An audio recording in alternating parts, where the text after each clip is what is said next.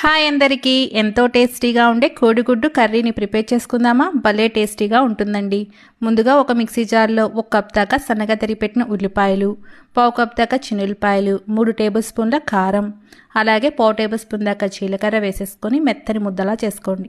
Stove వెలిగించుకొని మందపాటి కడాయిని పెట్టేసుకొని 2 టేబుల్ స్పూన్ల నూనె, 1/2 టేబుల్ స్పూన్ జీలకర్ర, కరివేపాకు వేసేసుకున్నాక మిక్సీ పట్టి పెట్టిన పేస్ట్ని, అలాగే అరకప్పు దాకా వాటర్ని యాడ్ చేసుకొని దీనంతా కూడా బాగా మిక్స్ చేసేసుకొని మూత పెట్టి ఆయిల్ అంతా పైకి తేలేదాకా బాగా ఉడికించేసుకోండి. తర్వాత 1/2 డజన్ కోడిగుడ్లను పగలగొట్టి దీంట్లో వేసేసుకొని మూత పెట్టి ఒక 10 నిమిషాల పాటు సిమ్లో పెట్టి వదిలేసేయండి.